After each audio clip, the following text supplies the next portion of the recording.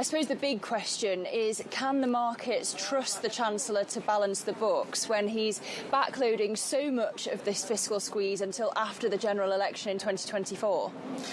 Well, I think backloading was the sensible thing to do, though, because the support that the government's giving to households comes through at the right time, both for individual households when the energy bills are so high, but also from the point of view of the broader economy, that one wants to support demand, particularly next year and early part of 2024, when otherwise the recession, which is very likely to be happening right now, would be significantly deeper. So I think there's a clear logic to the strategy of helping households spending a lot of money doing that right now, and then in a sense clawing some of that money back, a lot of that money back in a way, so that you stop the stock of debt just ever rising relative to GDP. And so has the Chancellor overcompensated in terms of plugging the fiscal gap, or is there a risk that we need more austerity if conditions worsen?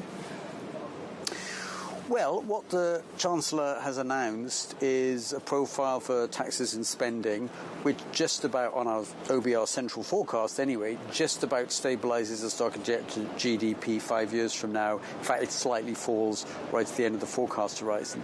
But the margin by which that target is met is pretty small. It's £9 billion or so, and given the size of government spending and the shocks that have hit the economy, that's a small number. Just to give you an idea of how small a number that is in many ways, just in the last week, since we produced our forecast and finalised the numbers, actually interest rates on government bonds have fallen a little bit, and that amount of headroom, 9 billion or so, if you use the gilt yields that are in the markets today, would become about 20 billion.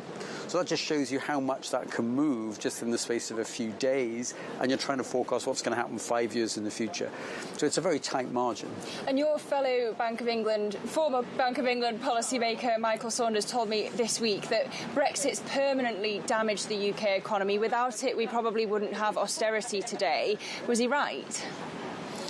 Well, the OBR has taken account of its best guess as to what Brexit does to the UK economy for some years now, and I don't think there's any reason to change that assessment just in the last several months. So what's actually happened to the UK economy is that since March, when we at the OBR produced our last forecast, and today, there's been a lot of things that have hit the UK economy from outside. Interest rates have gone up. That's a global phenomena. Energy prices have continued to rise. It's a global phenomena. And the reason why the fiscal outlook has worsened so much relative to the beginning of the year is not really to do with developments on Brexit, which in the long run may well have a somewhat negative effect on the UK economy. But that's not the reason things have got worse. Things have got worse because of these major global shocks which have hit pretty much every rich country in the world. And the Trade Secretary, Kemi Badenoch, told me earlier this month that the OBR's forecasts have never been, and I quote, quite right. Does it worry you that even though Liz Truss is out of number 10, senior cabinet ministers are still openly undermining the institution's calculations? Actually, I don't think that is undermining what we do. I completely agree. Our forecasts are always wrong. Everybody's forecasts are always wrong. Why should we listen to you? Well, let me give you an analogy, if I might. You take a sat-nav, OK? I've got to drive to Exeter tomorrow. I put in the sat-nav, how long is it going to take me? It says 3 hours, 51 minutes. Is it going to take me, is it really going to be 3 hours, 51? I can guarantee it won't be. So that's a forecast, right? It's guaranteed to be wrong. Furthermore, you start driving and the thing changes as you go along because road conditions change and it's responding to news. So in that sense, a sat-nav is always wrong. It's guaranteed to give you a forecast that's wrong. Are they useless? No, they're of some value. There's some value because it's telling you something about a plausible future scenario. The direction of travel. The direction that you might be going in. And that's all forecasts can ever do, and that's all the OBR can do. But it's right that the forecast is going to be blown off course by stuff that you can't predict. And you were sidelined in the mini-budget. It was one of the many reasons for the market turmoil after it. Should there be a rule change so that the OBR has to provide a forecast alongside any fiscal statement? I suppose governments could always say that there's a crisis.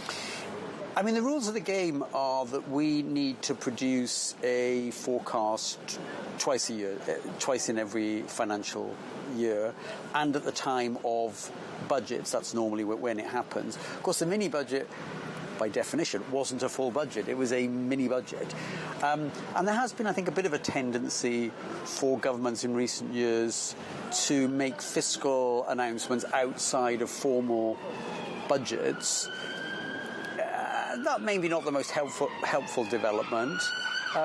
But it is up to the government to decide what's a budget, what's not a budget, and we do have to produce 2 forecasts a year. So no formal rules were broken in what happened in September. Well, it didn't play out in the best possible way for the government.